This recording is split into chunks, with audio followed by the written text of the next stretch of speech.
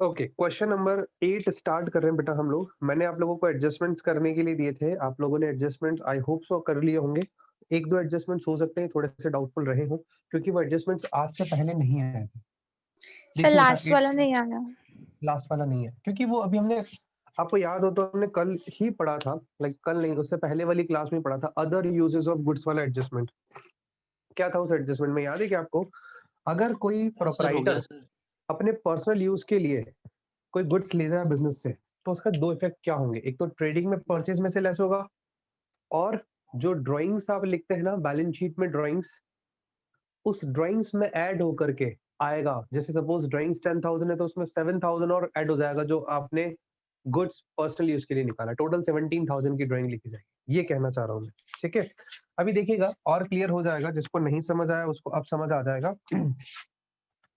Question करते time आपको पहले पूरा फॉर्मेट बना लेना है, जैसे हमने पहले क्वेश्चंस किए हैं उसके अकॉर्डिंग बताया था, ठीक है? कोशिश ये करना कि ट्रेडिंग अकाउंट का जो फॉर्मेट है वो पहले बना लेना, ठीक है? और बैलेंस शीट को लिक्विडिटी ऑर्डर में रखने की कोशिश करना। Trading and profit and loss, trading and profit and loss account for the year ended, FYE लिख दिया। यहाँ to opening stock, to purchases. ये परचेजेस कौन से हैं बेटा? ग्रॉस परचेजेस है, ग्रॉस परचेजेस। इसमें से लेस होगा परचेज रिटर्न, और इधर आएगा सेल्स, लेस होगा सेल्स रिटर्न, ठीक है? और ये क्लोजिंग स्टॉक जो हमारा फर्स्ट एडजस्टमेंट जनरली होता है क्वेश्चन में गिवन। इधर आ जाएंगे आप, इधर बैलेंस शीट है।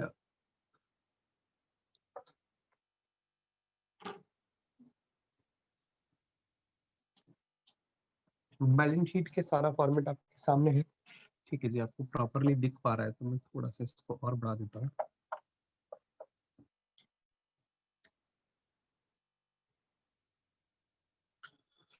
बैलेंस शीट बेटा, बैलेंस शीट जब आप बनाएंगे तो आप कोशिश क्या करेंगे कि आप अपने असेट्स और लायबिलिटी को लिक्विडिटी ऑर्डर में रखें। लिक्विडिटी ऑर्डर मैंने बता दिया है आपको। पहले कैश रखा जाएगा असेट साइड में, कैश है, कैश इन हैंड हो तो कैश इन हैंड, और कैश एट बैंक हो तो कैश एट बैंक। तो कैश एट बैंक है और कैश इन हैंड दोनों ही है। कैश इन हैंड भी है, कैश एट बैंक भी है। फिर डेटर्स हो तो डेटर्स रख दीजिएगा, फिर क्लोजिंग स्टॉक रखिएगा। तो क्वेश्चन पे एक बार आपको देखना पड़ेगा भाई। सर बिल्स रिसीवेबल भी तो है। बिल्स रिसीवेबल, डेटर्स है डेटर सर। और बिल्स रिसीवेबल दोनों ही रखना पड़ेगा भाई। डेटर से रिलेटेड आपके पास कोई एडजस्टमेंट है क्या? नहीं। क्वेश्चन में ये भी देखना पड़ता है भाई, डेटर से रिलेटेड कोई एडजस्टमेंट है क्या? डेटर से रिलेटेड एडजस्टमेंट कौन कौन से होते हैं? Bad debts, discount allowed, further discount allowed, और फर्दर बैड डेट्स जो एडजस्टमेंट में गिवन हो। प्रोविजन फॉर डाउटफुल डेट्स और provision for discount on debtor, इनसे रिलेटेड कोई मुझे एडजस्टमेंट नहीं दिख रहा, तो डेटर्स के बाद मुझे स्पेस नहीं छोड़ रहा। Bills receivable then closing stock, कोई और आइटम तो नहीं है। तो क्लोजिंग स्टॉक आप देखेंगे फर्स्ट पॉइंट पे लिखा है 21,000, 21,000, सर 21। Occurred commission. इसके बाद लिख देंगे, क्योंकि अक्रूड कमीशन जो है वो अक्रूड कमीशन एक तरीके से नेक्स्ट ईयर आपको इस साल के एंड तक नहीं मिला, तो ये सबसे लास्ट में लिखा जाएगा क्लोजिंग स्टॉक के बाद भी। या क्लोजिंग स्टॉक और अक्रूड कमीशन को आप आगे पीछे लिख सकते हो, कोई प्रॉब्लम नहीं है, ठीक है? कमीशन पे आएंगे तब लिखते हैं। फर्स्ट क्लोजिंग स्टॉक का एडजस्टमेंट समझ आ गया, 21,000 ट्रेडिंग के क्रेडिट में और बैलेंस शीट में असेट साइड में। Next point is rent of rupees 1200 has been received in advance. Received है, ये प्रीपेड नहीं कहलाएगा, इसे एडवांस रेंट कहेंगे या अनअर्न्ड रेंट कहेंगे, अनअर्न्ड। तो वो कहाँ जाएगा बेटा unearned rent? Profit and loss account का आइटम है। प्रॉफिट एंड लॉस बनाने से पहले आप ट्रेडिंग के आइटम्स देख लो कौन कौन से हैं। एक मुझे वेजेस दिख रहा है, कैरेज दिख रहा है, दो एक्सपेंसेस तो दिख रहे हैं इजी से, ठीक है? ये दो ही है, तो लगभग आपके पास यहाँ पे आपका ट्रेडिंग अकाउंट कंप्लीट हो जाएगा। और एक लाइन छोड़ करके मैं लिख रहा हूँ बाय रेंट रिसीव। कहीं पे क्वेश्चन में गिवन है कि आप देखिए रेंट रिसीव। हाँ, रेंट रिसीव दिया हुआ है नीचे से सेकंड लास्ट, 5,000। तो बाय रेंट 5,000, इसमें से लेस करना है एडवांस रेंट, एडवांस या अनअर्न्ड, दोनों का मतलब एक ही है भाई, कोई दिक्कत नहीं है, 1,200 रुपए। 3800 और ये advance rent is a liability for us. So liability में सबसे पहले आप क्या रखेंगे, एक क्रेडिटर होगा, एक बिल पेबल होगा। दो ही लाइबिलिटीज मुझे शो हो रही है यहाँ से, तो क्रेडिटर्स, बिल्स पेबल और थर्ड है advance rent. Advance rent is 1200। Clear है यहाँ तक? दो एडजस्टमेंट्स आप लोगों से हो चुके होंगे। Outstanding liability for miscellaneous expenses 12,000। आप पहले ढूंढिए मिसलेनियस एक्सपेंस है क्या। यस, मिसलेनियस एक्सपेंस है 2000। 2000 का है। थाउजेंड। क्योंकि आपके प्रॉफिट एंड लॉस अकाउंट का पार्ट होते हैं, तो मिसलेनियस एक्सपेंस 2000, इसमें ऐड करना है आउटस्टैंडिंग मिसलेनियस एक्सपेंस, है ना। ये लाइबिलिटी लिखा है ना, बट तो आप घबराना मत, वो आउटस्टैंडिंग लाइबिलिटी कहलाएगी आपकी 12,000। टोटल 14 और ये 12,000 आउटस्टैंडिंग मिसलेनियस एक्सपेंसेस के नाम से बैलेंस शीट में लाइबिलिटी साइड में। क्लियर है यहाँ तक? ये तीन एडजस्टमेंट्स अगर क्लियर हो गए हैं तो सब लोग बता दें एक बार, तो मैं आगे चलूं हाँ और सर। फोर्थ और फिफ्थ की तरफ। Yes sir. क्लियर है, ठीक है। Fourth point is commission earn during the year but not receive was ₹2100। Commission हमने अर्न किया है, अर्न, तो ये अभी हमें मिला नहीं है, अक्रूड कमीशन कहलाएगा। पहले आप देखिए कोई कमीशन नाम की टर्म है क्या आपके पास, आपके सर, पूरे 1000 ट्रायल से बैलेंस में जो यस आपके पास सर। क्वेश्चन में गिवन है? ₹1000 चाहिए। 1000 से 1000 रुपीज क्रेडिट में गिवन है ना, तो आप यहाँ लिखेंगे बाय कमीशन, ये हमने रिसीव किया 1000, इसमें ऐड जो अभी और रिसीव होना है अक्रूड कमीशन, कितना रुपए बेटा? 2100। 2100। टोटल 3100। तो 2100 रुपीज अक्रूड कमीशन और कहाँ जाएगा? ये आपका असेट होता है। जो इनकम अभी आपको रिसीव नहीं हुई, जो रिसीव होनी है, वो क्या कहलाती है? अक्रूड।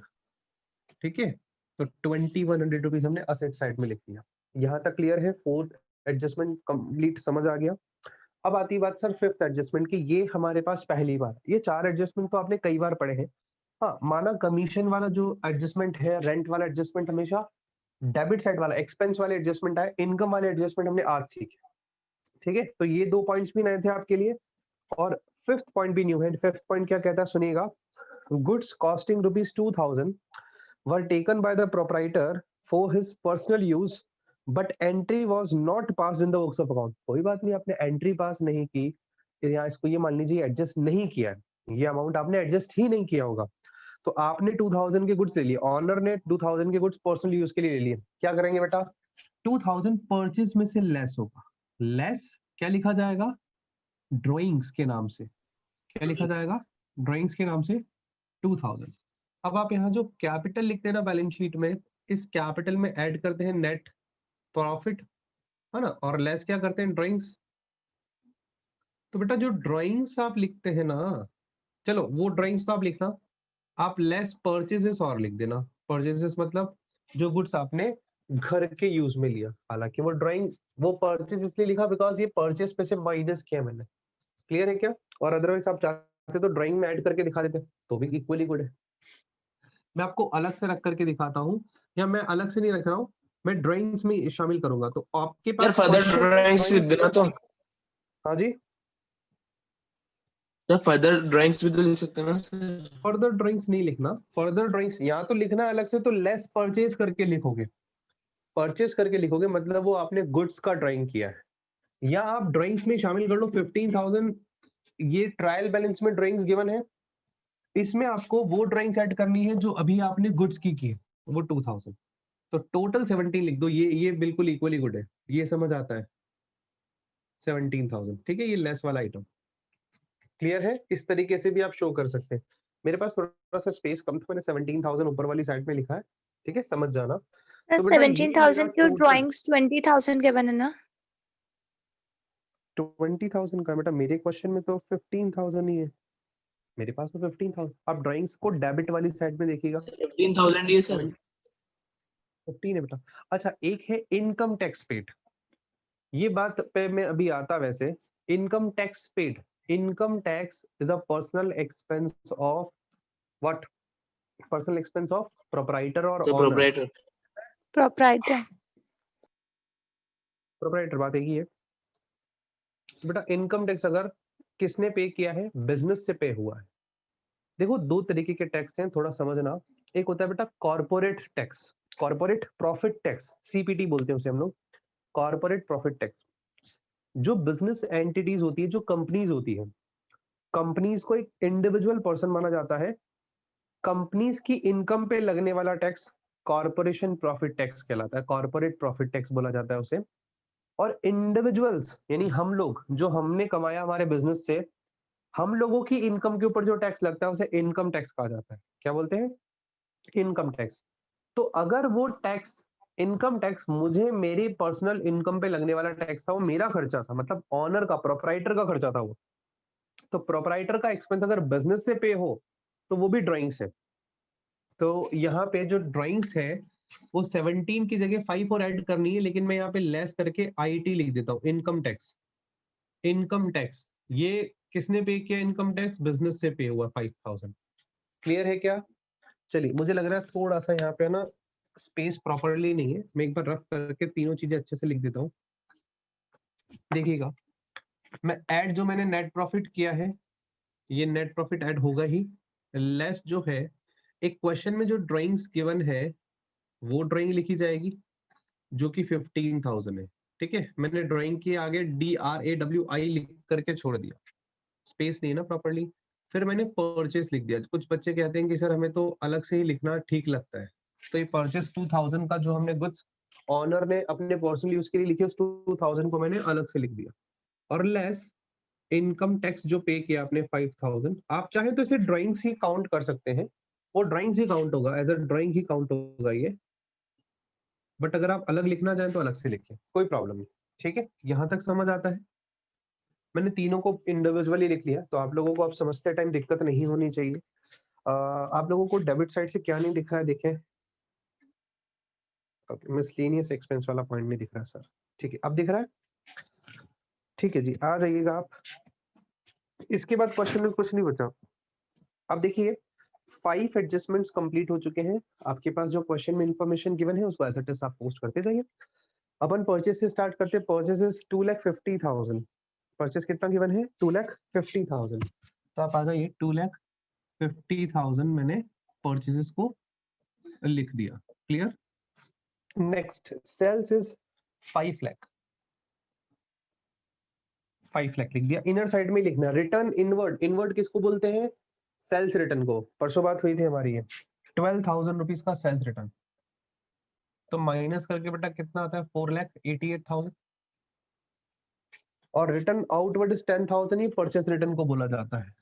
तो 10,000 तो एक लेस होगा, 2,000 एक लेस होगा, टोटल कितना आ जाएगा? 240 में से 2 गया तो 238। ये 238 का तो आ गया आपके पास नेट परचेस।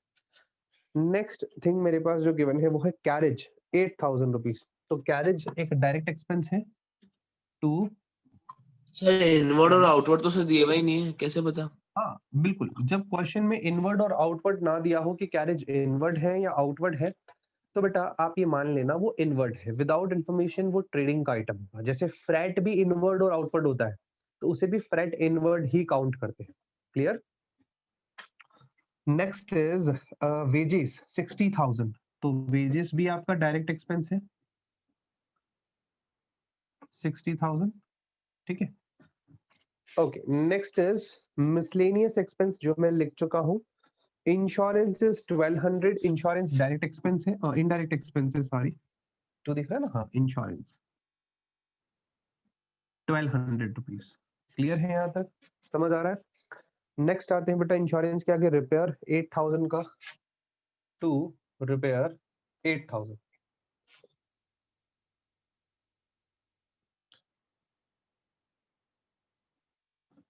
नेक्स्ट, रिपेयर के बाद डेटर्स हैं। डेटर्स कितने हैं बेटा? देखिएगा, डेटर्स मेरे पास 1,15,000।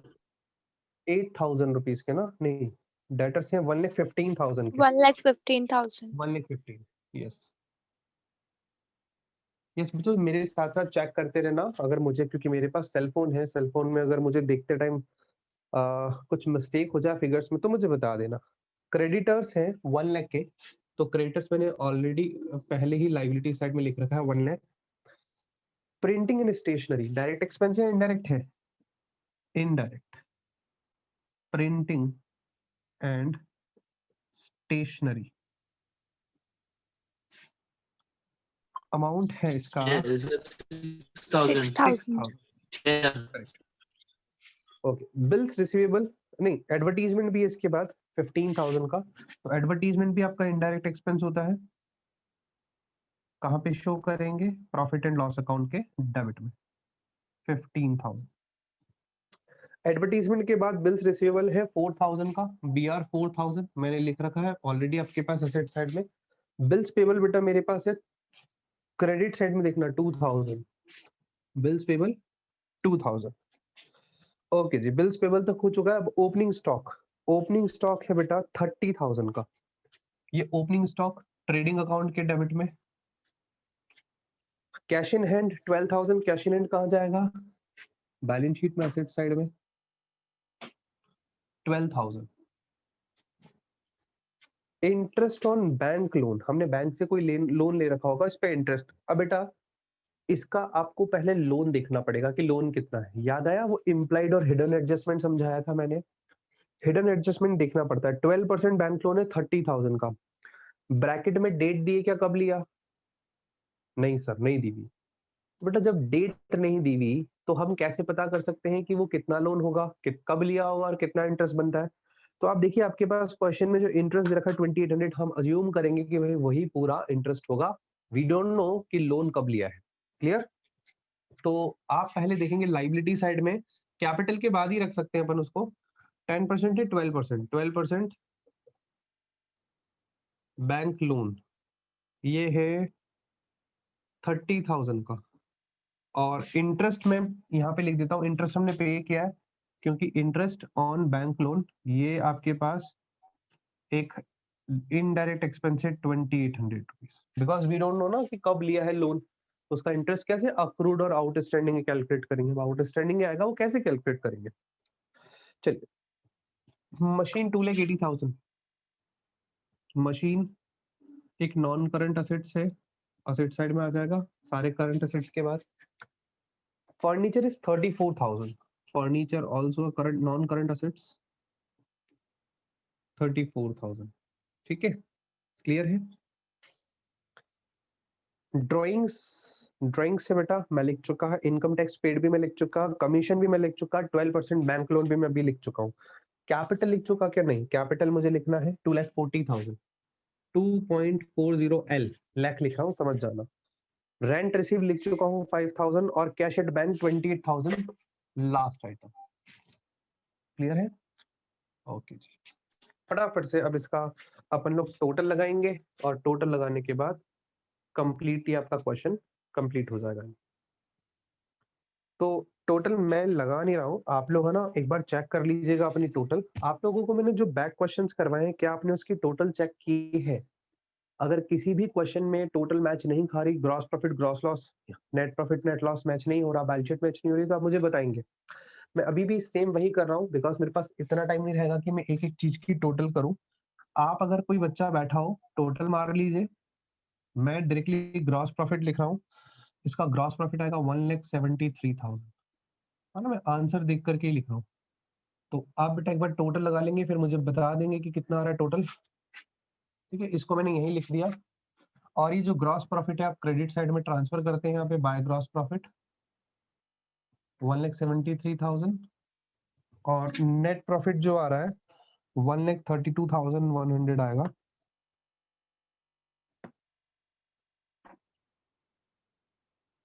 ठीक है, टोटल आप लगा दीजिएगा कितना बैठ रहा है। इसे मैं 132,100 यहाँ लिखूंगा और जो भी टोटल आएगा बैलेंस शीट का वो मैं लिख दूंगा, बाकी सारा कैलकुलेशन आप ही को करना है। 4,96,100, 4,96,100। ठीक है जी, ये हमारा क्वेश्चन नंबर 8 कंप्लीट होता है। सब बच्चे एसएस लेंगे इसका, लीजिए बच्चों।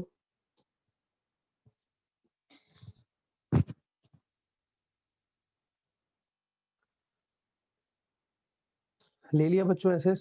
सर कैपिटल का फाइनल अमाउंट नहीं लिखा आपने।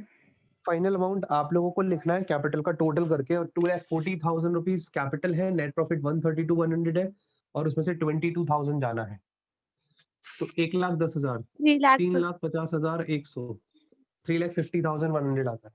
ठीक है, मतलब यहाँ पे टोटल आएगा, यहाँ पे इधर लिख दे 3,50,100 और आप टोटल करेंगे तो मैच हो जाएगा आपका 3,50,000, 4,50,000, 4,50,000 और 14 और 30, 44 मैच हो जाएगा, 26 सेम। ठीक है जी, चलिए आप टोटल कीजिएगा, अगर कहीं पे भी कोई डाउट है तो आप मुझसे पूछिएगा। ठीक है जी, चलिए आज की क्लास हम लोग यहीं ऑफ करेंगे। नेक्स्ट 10th क्वेश्चन भी अभी आपको मैं नहीं करवा पा रहा हूँ। ठीक है, होमवर्क क्वेश्चन आपका। हाँ बेटा, मैं ये कह रहा था सर बताइए। कि सर 14 तारीख की सर छुट्टी कर देना ना सर। ठीक है बेटा, कर दो 14 को